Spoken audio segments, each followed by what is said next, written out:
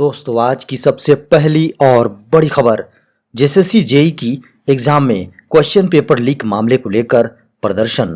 JSSC JEE की exam cancel करने की मांग को लेकर अभ्यर्थियों ने गुरुवार को मोरहाबादी में प्रदर्शन किया।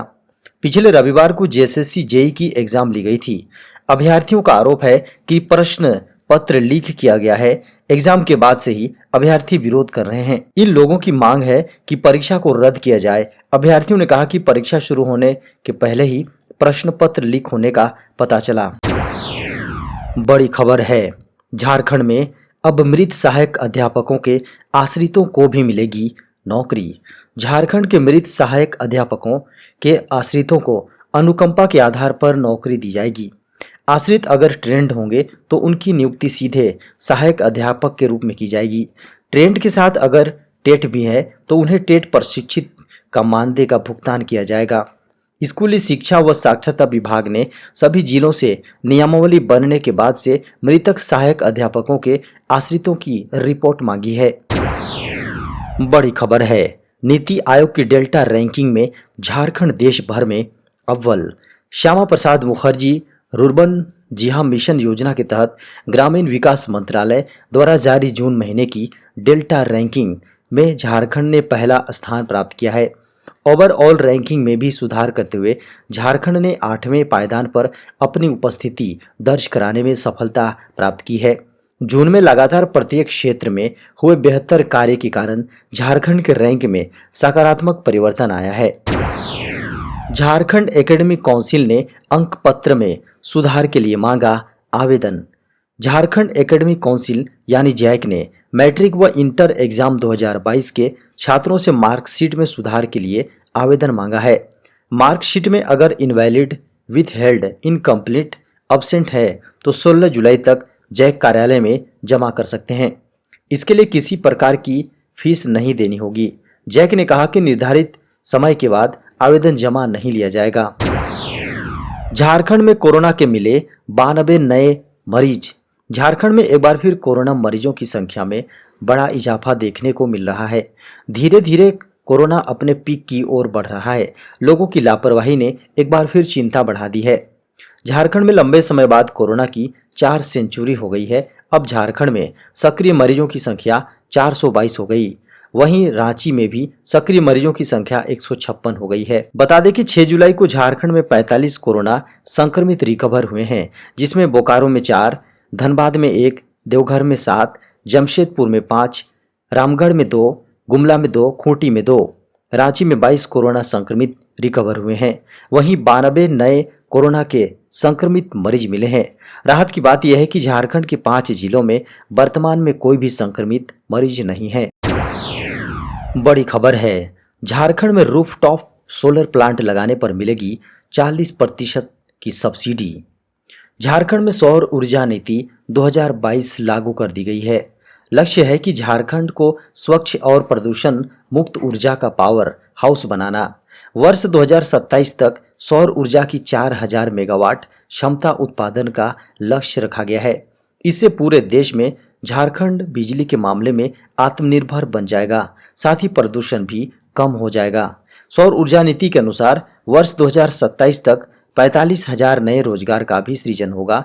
वहीं 5,000 करोड़ रुपए का निवेश और राज्य सरकार को 4500 करोड़ रुपए के राजस्व की वृद्धि का दृष्टिकोण रखा गया है।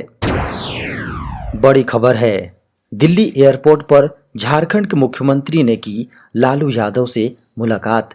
राष्ट्रीय जनता दल सुप्रीमो लालू प्रसाद यादव को दिल्ली के अखिल भारतीय आयुर्विज्ञान संस्थान यानी एम्स में एडमिट किया गया है। उन्हें बीती रात एयर एम्बुलेंस से पटना से दिल्ली ले जाया गया। इस दौरान उनसे मिलने झारखंड के सीएम श्री हेमंत सोरेन दिल्ली एयरपोर्ट पर पहुंचे। झारखंड के मुख्यमंत्री ने अपने ट्विटर अकाउंट पर मुलाकात की तस्वीरें साझा की और लिखा, दिल्ली से रांची जाने के क्रम में दिल्ली एयरपोर्ट पर राजद सुप्रीमो आदरणीय लालू प्रसाद यादव जी से मुलाकात की। उनके साथ मौजूद मीसा भारती जी से लालू जी के स्वास्थ्य के बारे में जानकारी ली। उन्होंने कहा कि आदरणीय लालू जी शीघ्र स्वस्थ हों, यही कामना करता हूं। बड़ी खबर है, ड्राइविंग लाइसेंस बनवाने के लिए अब नहीं काटने पड़ेंगे आरटीओ के चक्कर। केंद्र सरकार की ओर से अपना ड्राइविंग लाइसेंस बनवाने वाले लोगों को राहत दी गई है। अगर आप भी ऐसे लोगों में शामिल हैं तो आपके लिए बेहद अच्छी खबर निकल कर आ रही है। अब आपको ड्राइविंग लाइसेंस बनवाने के लिए आरटीओ के चक्कर काटने की जरूरत नहीं होगी। अगर आप भी चाहते हैं कि आप आरटीओ के चक्कर काटे बिना और आरटीओ में ड्राइविंग टेस्ट किए बिना ही अपना ड्राइविंग लाइसेंस बनवा लें तो अब ऐसा संभव है। केंद्रीय सड़क परिवहन और राजमार्ग मंत्रालय द्वारा अधिसूचित नए नियमों के अनुसार मान्यता प्राप्त ड्राइविंग ट्रेनिंग सेंटर की मदद से ड्राइविंग लाइसेंस बनवाया जा सकता है। इसके लिए उम्मीदवार को मान्यता प्राप्त ड्राइविंग ट्रेनिंग सेंटर द्वारा आयोजित टेस्ट पास करना होगा। टेस्ट में सफल होने वाले रहने वाले के बाद योग्य उम्मीदवारों को ड्राइविंग लाइसेंस जारी किया जाएगा। दोस्तों, खबर मौसम की। झारखंड में 12 जुलाई तक बारिश के आसार। झारखंड में 12 जुलाई तक बारिश के आसार हैं। हालांकि हल्के से मध्यम दर्जे की बारिश की संभावना जताई गई है। 10 जुलाई से एक बार फिर मॉनसून सक्रिय हो सकता है। मौसम विभाग की माने तो बारिश के साथ मेघ गर्जन भी हो सकता है। इस दौरान वज्रपात की भी आशंका है। इसे लेकर येलो अलर्ट जारी किया गया है। मौसम केंद्र के अनुसार एक चक्रवात उत्तर पश्चिम बंगाल की खाड़ी में था। वह फिलहाल ओडिशा व छत्तीसगढ़ में है। झारखंड में 10 जुलाई से मानसून के एक बार फिर से एक्टिव होने का अनुमान है। 9 जुलाई तक मौसम इसी तरह रहेगा। कहीं कहीं हल्के से मध्यम दर्जे की बारिश होगी। देश में कोरोना के 24 घंटे में सामने आए 18,930 नए मामले। देश में लगातार कोरोना के नए मामलों में तेजी देखी जा रही है। बीते 24 घंटों में देश में कोरोना के 18,930 नए मामले सामने आए हैं, जबकि 28 लोगों की कोरोना वायरस से मौत हुई है। इससे पहले बुधवार को देश में कोरोना वायरस के 16,159 नए मामले रिकॉर्ड किए गए थे, जबकि 28 लोगों की इस दौरान मौत हुई थी। स्वास्थ्य मंत्रालय द्वारा गुरुवार सुबह जारी आंकड़ों के अनुसार बीते 24 घंटे में देश में कोरोना के 18,930 नए मामले रिकॉर्ड किए गए हैं, जबकि 35 लोगों की कोरोना से मौत हुई है। वहीं पिछले 24 घंटे में देश भर में 14,650 लोग रिकवर हुए हैं। इसके साथ ही वर्तमान में देश में कोरोना सक्रिय मरीजों की संख्या बढ़कर 1,19,457 हो गई है। इसके साथ ही प्रतिदिन पॉजिटिविटी रेट बढ़कर 4.32% हो गई। सीएम सोरेन का बड़ा ऐलान। झारखंड के अनुबंध कर्मी और पारा शिक्षक होंगे व्यवस्थित। झारखंड के सीएम श्री हेमंत सोरेन ने कहा है कि हमारी सरकार ने पारा शिक्षक व अनुबंध कर्मियों को व्यवस्थित करने की प्रक्रिया शुरू कर दी है। उन्होंने पूर्ववर्ती सरकारों पर हमला करते हुए कहा है कि उन्होंने पारा शिक्षक, अनुबंध कर्मी व ठेका कर्मी की बहाली बगैर नियमावली ही करा दी। उन्होंने कहा कि अब हमारी सरकार में जल्द से जल्द सभी समस्याओं का समाधान होगा। बता दें कि बुधवार को मुख्यमंत्री हेमंत सोरेन गोड्डा में थे। उन्होंने उक्त बातें नए समाहरणालय भवन का उद्घाटन व पुलिस लाइन भवन के शिलान्यास के बाद एक समारोह के दौरान कही।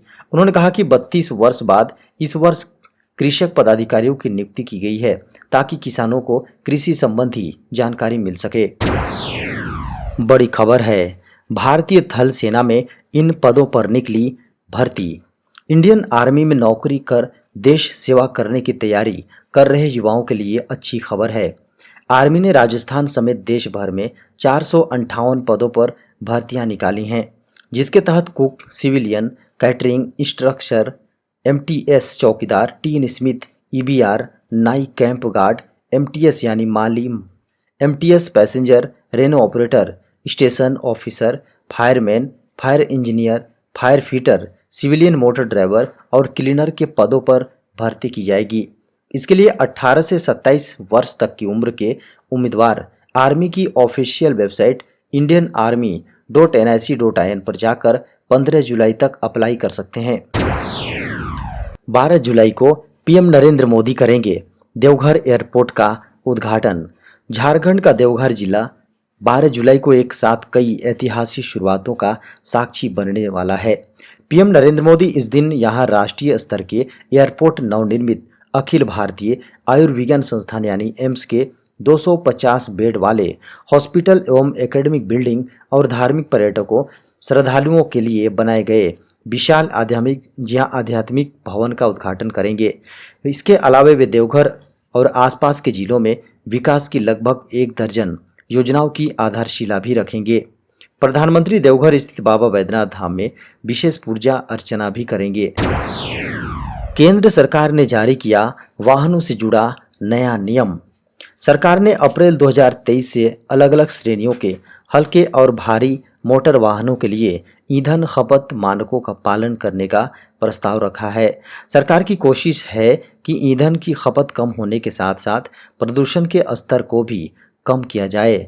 इसी के मद्देनज़र सरकार ने सरकारी अधिसूचना के मानकों में संशोधन किए हैं। बता दें कि सड़क परिवहन और राजमार्ग मंत्रालय ने 1 जुलाई 2022 को एक अधिसूचना जारी की है, जिसमें ईंधन की खपत मानकों के अनुपालन को शामिल करने के लिए केंद्रीय मोटर वाहन नियम 1989 के नियम 115G में संशोधन किया गया है और विभिन्न श्रेणियों के भारी शुल्क वाले मोटर वाहनों के लिए ईंधन खपत मानकों का अनुपालन अनिवार्य करने का प्रस्ताव रखा है। सरकार ने यह भी कहा कि वाहनों को अधिक ईंधन सक्षम बनाने के लिए यह संशोधन किया गया है। केंद्र सरकार ने खाद्य तेल निर्माता कंपनियों को कहा, फौरन कम करें दाम। अंतर्राष्ट्रीय बाजार में खाद्य तेल की कीमतों में गिरावट के बाद केंद्र सरकार ने खाद्य तेल निर्माता कंपनियों को फौरन कीमत कम करने के निर्देश दिए हैं। सरकार ने कंपनियों को 1 सप्ताह के अंदर 10 रुपये प्रति लीटर कीमत कम करने की हिदायत दी है। इसके साथ ही सरकार ने यह निर्देश भी दिया है कि पूरे देश में एक ब्रांड के खाद्य तेल का अधिकतम खुदरा मूल्य MRP 1 होना चाहिए।